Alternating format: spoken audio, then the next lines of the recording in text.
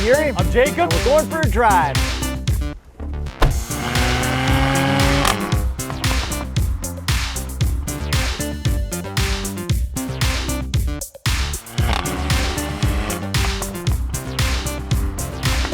...2020 Mercedes-AMG GLC43. 4MATIC without launch control.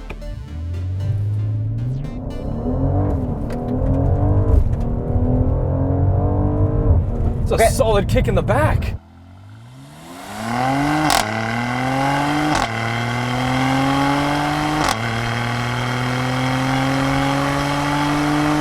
It's very fast, but it doesn't have launch control. Horsepower and torque. 385 horsepower, 384 pound-feet of torque from a twin-turbo 3-liter V6. And it feels really good. Yeah, it's pretty damn quick. So it's the small, fast SUV, but it's not the fastest version, and it's also not the smallest version. It's kind of the smallest version of the regular size SUVs, because it's not like the mini SUVs that are coming out now, the super subcompact ones. And since it's an AMG, it should be fast, so I'm just gonna floor it. Not the fastest. No, definitely not, but it crackles and pops. And like we said before, 43 AMGs aren't really real AMGs. We can say that. They're not real AMGs. Because it doesn't have launch control, but it is still good. I think it's like a perfect entry level into faster cars. Yeah, and everyone thinks that I hate on them when they say they're not real AMGs. I still like these, because they're still good cars. This one is very, very enjoyable, especially because of the crackles and pops and the shifting and everything. Yeah, so the engine is not hand-built on this one, it's AMG enhanced, but on some other Mercedes with different numbers, like 45, those are still hand-built, but 43 and 53 are not. Yes. Did you guys get that? And there's also a 35? There is a 35 now. But that 5 isn't cool like the other 5. That's right, because it's not a 45. And it doesn't have a V12 like the 65. No, not even close. And previously we reviewed the last gen GLC43 S, which was faster but didn't have all this updated infotainment and everything, and the new headlights and the new taillights. Yeah, I love that engine though, but we're gonna stick to the 43 stuff and all the stuff that's been updated with this one. So since it's an AMG, we should assume that it can do donuts, right? It has an AMG badge. So I guess we should find out if it can do donuts. Yeah, let's find out. It kind of just plows around in circles, which is super disappointing. Yeah, it just plows, like it literally just understeers and doesn't do anything fun. And I feel like I had the same issue in the GLC63S. So the interior does have the new MBUX with Hey Mercedes, and it's got the new trackpad only. It doesn't have the rotary wheel, so it is a lot more difficult to use. Yeah, and the screens look nicer, they're also bigger. Yeah, you've got the fully updated infotainment. I think the last GLC had one that was like 3 generations back. Yeah, because of the way everything gets updated. So this one does have nice high resolution reverse camera and 360 cameras. And it has a bunch of themes which change the way the gauges look, the actual screen, and then your head-up display as well. Yeah, and so if you go to like the racetrack one, it'll show you your AMG performance. If you go to the off-road one, it'll show you all your angles and everything. Considering how confusing this infotainment is to use, that's a really nice feature. And this is also a touchscreen. This is the first generation with touchscreen in Mercedes. Yeah, and I like that a lot. Because you kind of have to touchscreen when you get too frustrated using this trackpad. Pretty much exactly, or you just talk to it. Hey Mercedes. How may I help you? Turn up the temperature. I'm setting the temperature on the driver's side to 18 degrees. But that's also frustrating. And even talking to it, like, it does have rewinding satellite radios, it does have tune mix, but you can't set up your tune mix as a favorite. There's no favorite buttons anywhere. Pretty much getting to everything is difficult, but on the plus side, it does have Apple CarPlay and Android Auto. Yeah, and they work pretty flawlessly, I would say. Yeah, except it's not full widescreen like the older generations of Mercedes were. And then even getting to my Apple CarPlay is way more difficult than it was with the older ones with the rotary wheel. The rotary wheel, I know if I click home with my middle finger, click up on the scroll wheel once, and then tap down, I'll be in Apple CarPlay. Here, there's a lot more you need to like click home there and then scroll around with the trackpad, which we pretty much always miss what we're aiming for. Yeah, which is why I use the touchscreen, and that's why I said it's flawless for me. But like even the touchscreen is pretty distracting. Like there's a lot of little buttons and stuff to click, more than I think it should have. It's definitely not the best infotainment, and I think BMW is now the best, personally. Between Mercedes and BMW. Yes, but I really like Audis, like I think the most actually. Then if we move on to the gauge cluster, now we have Classic, Sport, and Super Sport. Super Sport is the best one because it's got the speed in the middle, it's got your gear in the middle, and it's got a nice tack on the outside. Yeah, and then you get your red line when you need to shift, everything's flashing at you. It's a really good looking system. Yeah, it'll show the gear you need to go to on the left, and then you've also got a head-up display that can have a whole bunch of different displays. It'll have your tack all the way across, it can have your timing and everything for track pace, which we'll talk about in a second, And then when you're in manual mode, you'll get additional shift lights that are more accurate than everything else, because if you try to shift right on the line, it'll definitely bog down. So track pace is a thing that Mercedes has been adding to AMG branded vehicles. So basically it allows you to time yourself on the racetrack, and then you can see your sector times and a bunch of cool stuff like that. Like you can see a whole GPS layout of the track. Yes, so in the previous generation, it was an app that was only on your phone, but it would connect to your car to get telemetry. Now it's more built into the actual infotainment. However, it can also connect to your phone. But we had a real hard time with that. I followed all of the steps, I connected it, I went without internet, I pretty much followed every instruction, and I couldn't really get it to work easily. I'm sure there's a way to make it work, but I think we spent like 10 minutes and we were stumped. Yeah, so we couldn't actually get it to pair with the phone plus the car. So Mercedes, let us know if you have a representative that can help us out, because we tried our best. Yeah, because it's really cool, because you'll have all the telemetry from the car going to the app, and then your phone is going to be recording everything you're doing. So it's like a built-in 4K dash cam with good footage. And then also with the lap timing and sector timing, when you have your head-up display in that mode, you have all that stuff in front of you, so you don't have to like look away, click a button to reset it every lap. It seems like it'd be perfect for track driving, even though you probably wouldn't track drive a 43. But all that stuff's going to be on the higher models too. Well, especially in a GLC, an SUV. Yeah, I feel like a C43 Maybe. coupe is like max for track. Pretty much. But the coolest part of seeing like your sector times and stuff is it reminded me of iRacing, because you can see your exact pace on each section of the track. Yeah, that would be very convenient to have live, instead of just like guessing, checking the footage later, and then like coming back the next day to see how you can improve. Yeah, because you know where you can improve at the exact same time.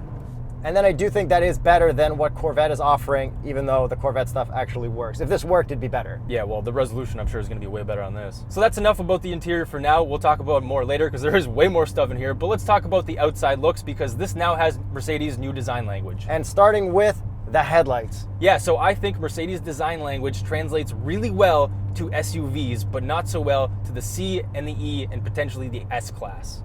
So we're talking mostly headlight design, because they've kind of made it similar across the board, whereas it used to be a lot more creative between each model. Yeah, so there's no more like 2 lines, 3 lines between each model. Now it's just kind of like an outline, and it's a different outline, but it's the same type of outline. Yeah, like the E-Class still has 2 dots to go with the outline, and the S-Class will have like 3 dots or something, but it's not as individual. Exactly. So it actually does look pretty good on the GLC.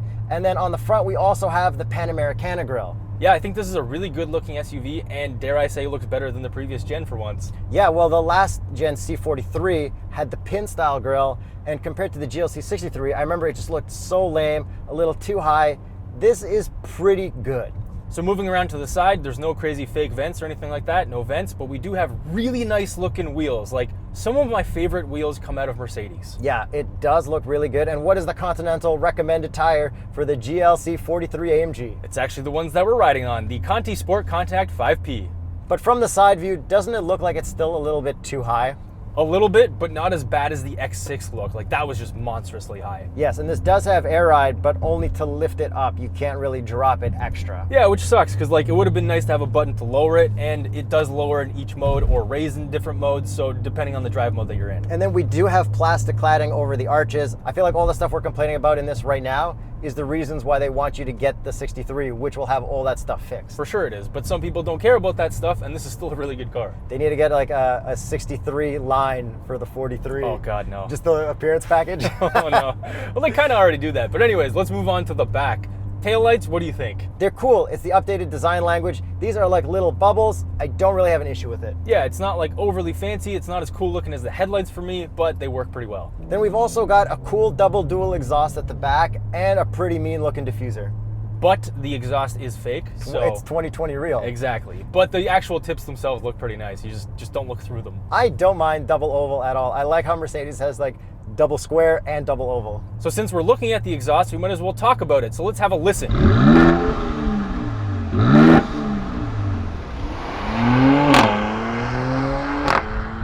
Yeah, and it's really good because when you shift up at the top, you get those nice pops pretty much every time when you're in Sport Plus mode. Comfort, it's pretty chill. So if like you share this with someone who didn't want a loud car, they might not even know you have a loud car.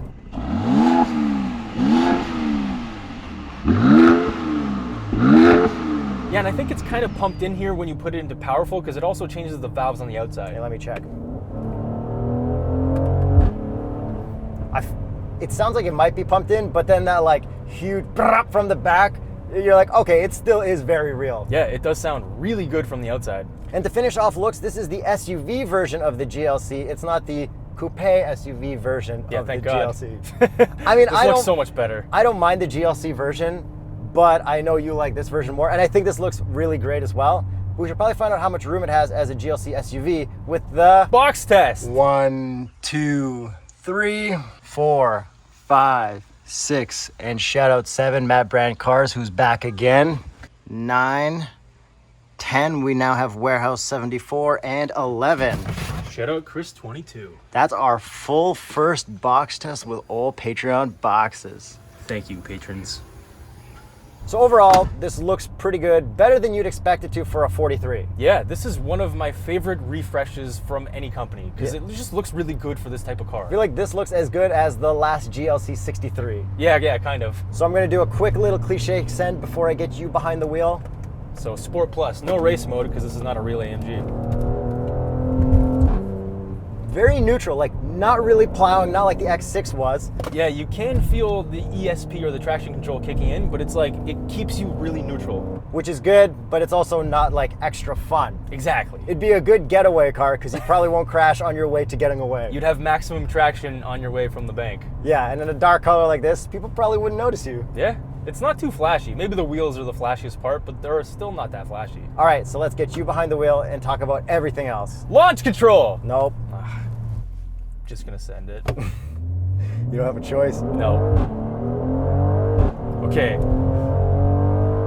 Those upshift crackles, man. That was good. For you, it like shifted a lot later and you got those crackles. I think when I launched it, I got a little bit less out of it. Yeah, because it just does different things sometimes. Like, did you notice that the shifts weren't as violent, like neck snapping this time? It's like when it shifts early, it's more neck snapping, but less grr.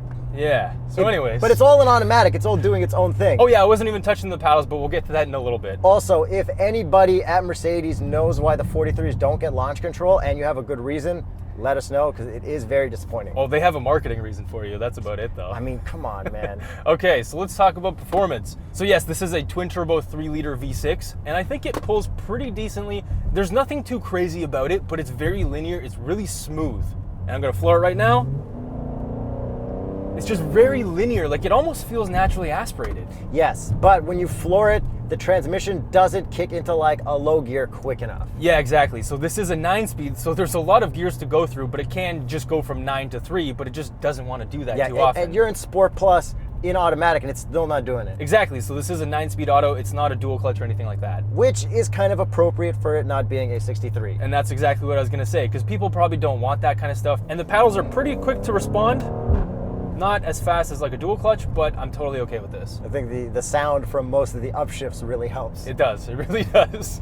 And since we mentioned so many times that this doesn't have launch control, and we would like to find a reason why, it still does have a 0 to 100 km/h time, and it's very reasonable. 4.9 seconds, that's like good for even a sedan. It's really good for not having launch control. Yeah, exactly. Like we've tried brake boosting this, it helps a little bit, but not that much. So like you mentioned earlier, this does have air suspension. There's a couple different modes that you can put it in, and it actually makes a really big difference between Sport Plus and Comfort. Oh yeah, it's very noticeable. And talking about suspension between Mercedes, Audi, and BMW, I think Mercedes is always the stiffest, and the BMW is always kind of just right. It's like the right amount of sportiness, but still comfort. Yeah, this is more aggressive. Exactly, like the whole car just kind of shakes a little bit more. It's just stiffer generally in comfort mode. But by no means is it uncomfortable. Yeah, it's still very, very comfortable. And we touched on the drive modes earlier. There's several different ways to change them, which is really cool. So there's the classic way, which is a little toggle switch in the center console. And so we have slippery, individual, comfort, sport, and sport plus. We don't have race because this is not a real AMG. And again, I'm not knocking it, I'm just saying that. Okay, and for everyone who says it's not up to us to decide what a real AMG is, it's up to Mercedes-AMG to decide what a real AMG is. Well, what happened with the Edge ST line? Because we said it wasn't really a real Edge ST, and now there's an ST line. Yes, they extra watered it down. This is what happens when you guys argue. Yeah, just so because you went for the 43 instead of the 63. We should be the ones to help judge what it is. And Yeah. now I'm going to judge it into cliche corners. So I'm going to full send in Sport Plus. Okay, this is very, very neutral. It is a rear-biased all-wheel drive system, but it doesn't really feel like that. But I don't find that it really takes away from it at all. And the other crazy way that you can change the drive modes is through this dial on the steering wheel. That's part of the updated MBUX. A lot of the new Mercedes do have that now. And then we also have these really cool buttons on the left side that also change, but they change 2 different ways. So you can actually click the icon or you can actually click the button. Yes, clicking the screen changes what's going to be there, and clicking the button toggles the preferences for that. And then you can also click down on the screen on the right, which will put you in individual. So this is one of my favorite steering wheels now, I think. The way that they have this all set up is really nice and impressive. But the steering wheel does keep the same paddles it's had for a long time on Mercedes, and a lot of the other buttons like your cruise control and everything else. Yeah, and the paddles are really nice metal, but like you said, cruise control, this does have lane centering, so on the highway, it is just fantastic. Yes, it's really good. Still not as good as the Palisade Telluride G90, but it is really, really good. Yeah, Hyundai, Genesis, Kia really have the lane centering stuff down.